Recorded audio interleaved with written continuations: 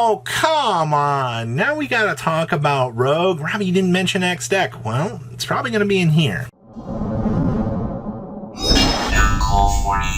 What are your top 5 Rogue decks? Guys, make sure you smash the living crap out of that subscribe button so you guys don't miss out on more of these. Number 1 on our list, I gotta mention, is Marincess here. Now, just to kind of put this into perspective, I've only seen 2 Duelist top at all, and both of them, one of them has a YCS top 16 this format, and then both of them have a regional top this format with Marincess. So that's like your full disclaimer here for that deck. So what's making Marincess shine right now? Well, you have one, people don't know how to play against the deck. That's my favorite number 1 excuse when you look at these decks. You're like, all right, so why deck do good? Well, nobody knows how to play against it. Also, you know, once again, Battle Ocean bringing out a massive big monster that your opponent's not gonna know how to handle. Usually number 2 for your keys to success. Xalantis to clear a board is pretty hilarious. The fact that, honestly, you just set up some very big water monsters, and then your opponent's just kind of forced to look at you and go, how am I supposed to clean that up? Like, but mainly I think the biggest thing is people aren't really prepared for the matchup. But for consistent turnover, I'm actually solidly impressed. This is the first time in a very long time that Marincess has had any sort of chance to kind of squawk around in the top cuts of events. I would say the deck is definitely probably top 15, honestly. That's the thing that, once again, makes things kind of interesting right now, is you have a lot of very interesting decks that are keeping up in a lot of ways that people aren't really prepared for. And when you have such a wide open deck format like this, Rogue like this does its job. So, unprepared ability, the fact that you have some very solid boss monsters out here, and you actually have an equip mechanic that actually is good. Thank you, Battle Ocean, for allowing us actual value off of our cards. Next up is going to be Dark World. Now, the structure deck that everybody deemed as worthless. Ho ho ho! Let me tell you. Everybody out here from the YCS a couple weeks ago actually were crazy and took Dark World to the event. Now, the thing that made this kind of interesting was, you know, we're in a format where one of the best deck in the room generates a macrocosmo effect, and a lot of people are like, well, why would you want to play Dark World in a format where you have a deck that straight denies you the chance to play the game? The answer is the challenge. Players like to rise up and play things that they deem are particularly good. And I will tell you that a lot of the combo lines that Dark World has going for it is really, really scary. Like, oh, man. The only thing that Dark World has stopping it is, well, a walking, talking macrocosmo in the format that you have to play around.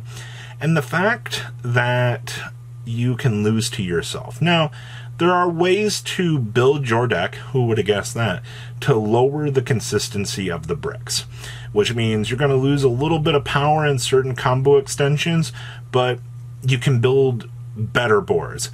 And I would look back at some of the bubbling deck list, like Squiddy's deck from the YCS, to kind of get a little bit of an idea of what some of these players are kind of, at least had in mind here out of the event, because it's going to showcase some very interesting ideas that these particular players were bringing to the table and why they chose Dark World, at least for the 3v3 YCS. Now, Dark World also has a regional top this format, which is actually kind of impressive in itself. I'm very happy to see that this deck has at least functioned well enough here to pressure people and be like, hey, you know, like, this deck's good. Just, you got to figure out your combo lines to make it work. Next up is going to be Scareclaw. Which version of this deck do you want to play? Do you want to play a splash of Kashtira cards in your deck? You're probably going to be doing that anyway. I think a few of the builds that I've seen been successful have packed in Fenrir's. So bad news there, you're probably going to need them. If you're trying to just roll try-hard pass, probably not going to work out too well for you. But the big thing with this deck is for the lines of play that it has, it's honestly pretty rewarding. And I've seen other YouTubers talk about this. The deck is very powerful.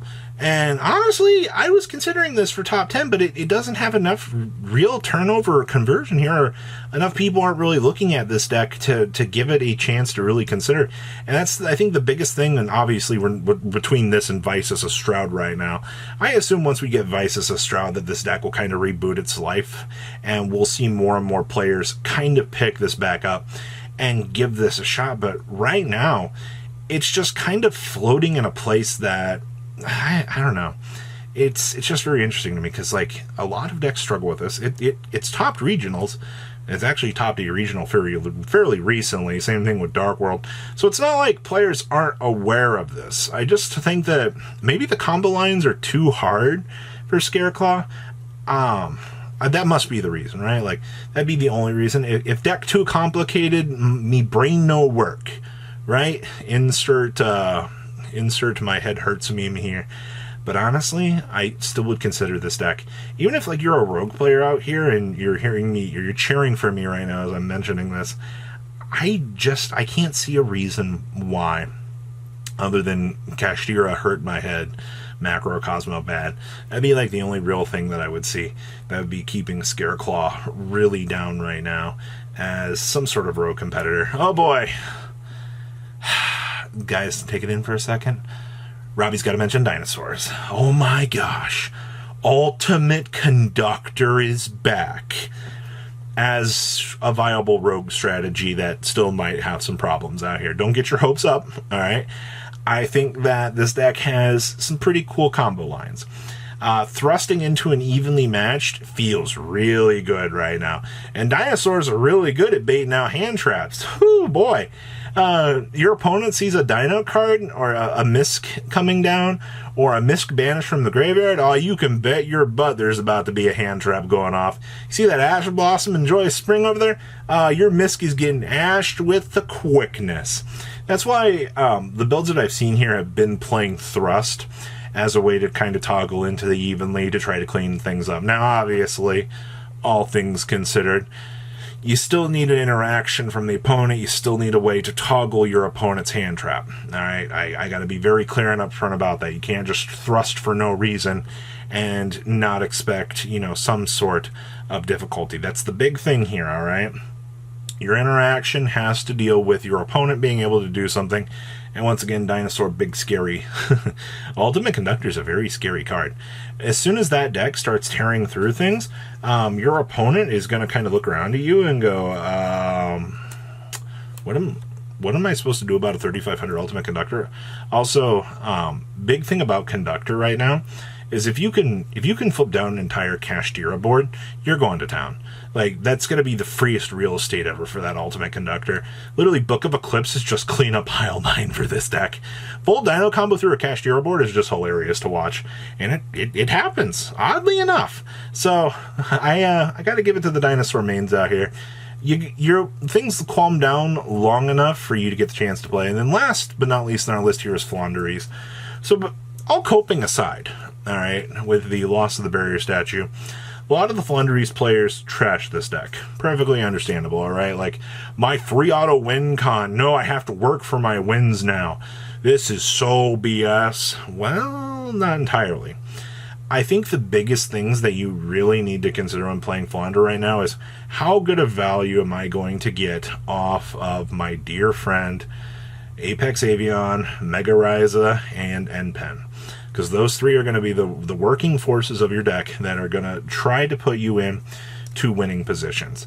Now, NPen is a very good card, all right? I'm going to just say that there.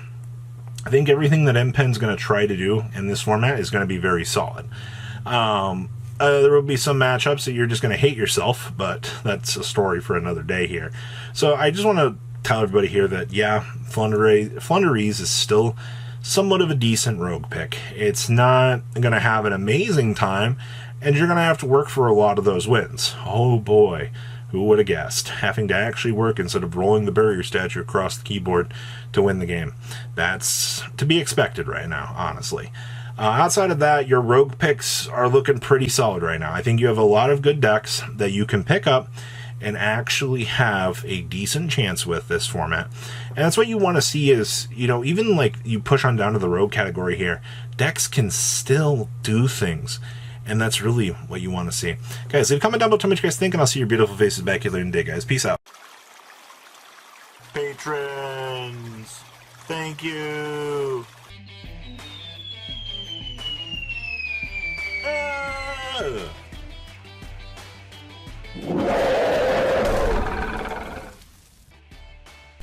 Thank you so much for watching. Check out these other videos.